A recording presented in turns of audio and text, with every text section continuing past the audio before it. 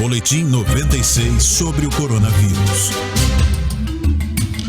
Meu querido Ciro Marques, mais uma vez prazer em recebê-lo aqui na nossa tarde 96. Vamos começar aqui o nosso Boletim 96, as principais notícias de hoje sobre o coronavírus, meu querido Ciro Marques. Boa tarde, Jorge, boa tarde, ouvintes e telespectadores da 96 FM. Estamos ao vivo agora pelas redes sociais da rádio para trazer aí mais informação nesse período de pandemia, de desespero aí de muitas pessoas. A informação é a chave para a tranquilidade e, claro, o combate à contaminação, né, pelo coronavírus. Isso. Jorge, vamos começar hoje com a principal notícia do dia, né? Olimpíadas. Exatamente.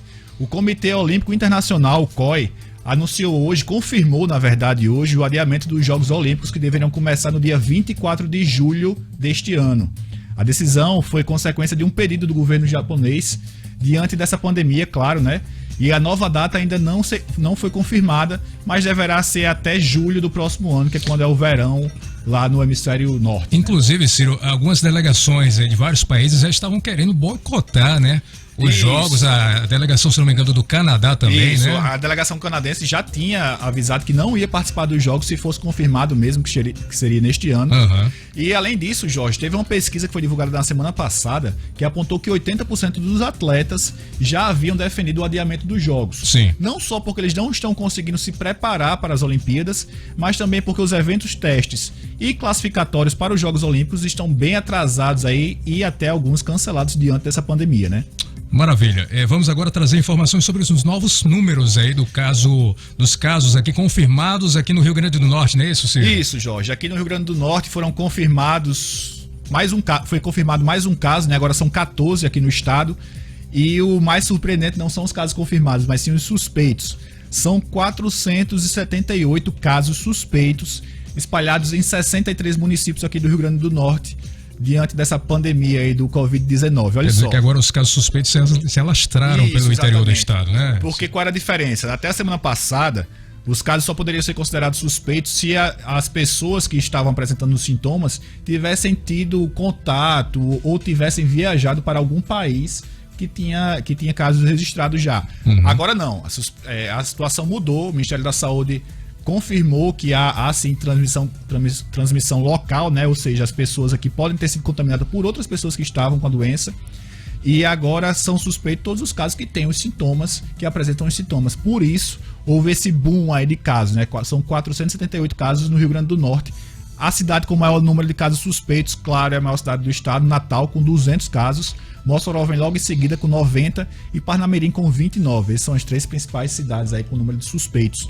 Lembrando que hoje também o Ministério da Saúde confirmou que são 2.028 infectados, não são suspeitos, são infectados em todo o Brasil, tendo sido registrados até o momento 34 mortes em todo o país. 30 delas, Jorge, 30 das mortes foram só no estado de São Paulo, ou seja, é o maior estado aí, inclusive para quem foi para lá recentemente, tem que estar atento aí a situação do coronavírus. Muito bem, estamos aqui com o nosso Boletim Coronavírus na 96, para quem está acompanhando a gente aí pelas redes sociais, né? Você está acompanhando pelo rádio, mas pode também acompanhar aqui pelas redes sociais da 96 FM, no nosso Instagram, @96FM Natal, facebook.com/Natal 96 FM, youtube.com/96 FM Natal RN. Você acompanha aqui com o nosso querido jornalista Ciro Marques as atualizações aí sobre os casos, né? E a vacinação também, que começou hoje, a vacinação agora não contra o coronavírus, e sim para influenza aqui em Natal, não é isso, Ciro? Isso, Jorge. Aproveitando que você falou das redes sociais, quem estiver nos acompanhando agora vai poder ver imagens que eu fiz, inclusive, na tarde de hoje, quando eu estava vindo para cá, de uma fila quilométrica lá na Presidente Moraes. Exatamente. Das pessoas aí na fila para serem vacinadas contra a gripe, né? Não, como você bem lembrou, não é contra o coronavírus. Quem estiver nos assistindo aí pelas redes sociais, ainda não, né? Daqui a pouco vai ter esse vídeo. É contra a gripe. Inclusive, foi porque a Prefeitura de Natal ela mudou o esquema de vacinação justamente diante da pandemia do coronavírus. Mudou o esquema de vacinação, você não precisa mais ir lá entrar numa fila, mas sim você fica no carro. Fica no carro. É uma espécie de drive-thru aí que está sendo chamado de vacinação. As pessoas passam lá, dentro do carro mesmo, elas baixam o vírus, são vacinadas, principalmente os idosos, né? Isso. São o público É o grupo de risco, né? Isso, exatamente. E seguem seus caminhos. E o detalhe, Ciro, é que se forem 4 pessoas, tem que ser um carro de 4 portas, Isso, né? exatamente, porque ninguém pode descer. Ninguém pode descer do carro. Se forem 2 pessoas, um carro de 2 portas já é o suficiente para que vocês possam aí receber a vacina. Mas aí realmente causou uma certa aglomeração, a fila ficou muito grande ali, né, Ciro? As pessoas se aperrearam, né, diante do anúncio de vacinação. Sim. Mas lembrando que hoje foi das 13 até as 4 horas da tarde, o pessoal ainda estava lá, porque estava na fila esperando, né, e continuou aberto. Mas lembrando, pessoal, que é até o dia 15 de abril, podendo ser prorrogado até o dia 20 de maio, ou seja, não há necessidade não dessa precisa correria, esse desespero, entendeu? essa correria aí. Realmente, eu acredito que até a prefeitura vai abrir um novo posto drive-thru aí para justamente ter a capacidade de absorver mais pessoas aí, né? Jorge, lembrando também que além disso, a prefeitura vai fazer outros esquemas de vacinação para facilitar o acesso, inclusive em parceria com a FRN, algumas equipes vão a condomínios, a outros locais de maior concentração de pessoas para fazer essa vacinação e evitar que haja justamente a concentração nos postos de saúde. Jorge, ainda falando de Prefeitura de Natal, começou hoje uma campanha para higienização de ônibus e terminais de passageiros da Zona Norte, do Planalto, das Rocas, da Bernardo Vieira, Salgado Filho, Rio Branco e parada da área de lazer do Panatis, que é para justamente também combater aí o coronavírus. Jorge, quem está nos acompanhando aí pelo YouTube pode ver Já pode ver as imagens então, né?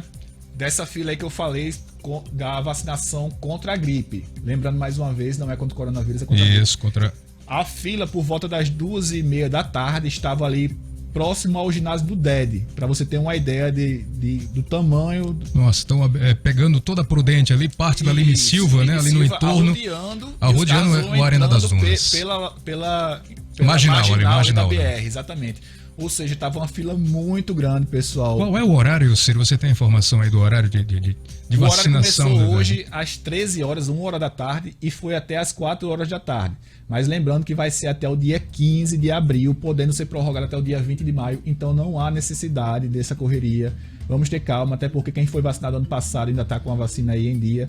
Não se preocupe que vai ter vacina para todo mundo. Muito bem. A fila muito grande, muita gente passou muito tempo nessa fila. E no sol, né? Exatamente, até mais mal para a saúde. Sol para cada um, porque realmente hoje o sol estava de lascar mesmo. Muita gente, infelizmente, teve que pegar essa fila. Mas como o Ciro falou, não precisa esse desespero todo aí. A vacinação aí, drive-thru, nesse novo sistema adotado pela prefeitura, vai até o dia 15 e há grandes chances de prorrogação. Acredito que eles vão prorrogar mesmo, né, Ciro? Exatamente. Jorge, ainda falando da Prefeitura de Natal, foi anunciado ontem, né, no final do dia de ontem, que algumas escolas vão receber os moradores de rua, né, justamente nessa época de pandemia.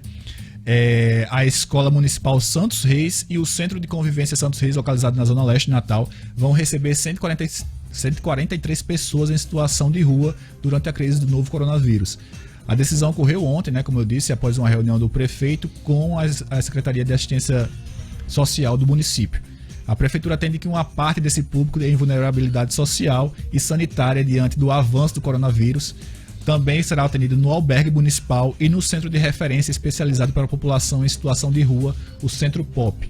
Justamente aí diante dessa situação de coronavírus, né, a necessidade de um reforço da higiene não só da gente, mas de todos os trabalhadores da saúde, do pessoal de todas as áreas, né? Inclusive também a gente não pode esquecer dos moradores de rua que muitas vezes não buscam a higienização, não é nem porque não querem ou porque esquecem, é porque não podem, não tem essa condição. Porque não tem o acesso aí para que possam fazer a higienização, né? Isso, então, exatamente. Parabéns a essa Prefeitura de Natal por essa iniciativa bacana. Eu acho que uma escola aí, 143, é isso? 143, é muito pouco, né? Eu acho que tem que ampliar um pouco mais, porque a quantidade de moradores de rua devem ser os cadastrados, né? Os cadastrados, exatamente. Ciro, uma importante decisão também do Supremo. Isso. Como é que foi essa decisão aí, Ciro? Jorge, pra gente fechar o boletim, porque o negócio aqui a intenção é justamente ser um jogo rápido e fazer um balanço geral das notícias do dia sobre o coronavírus.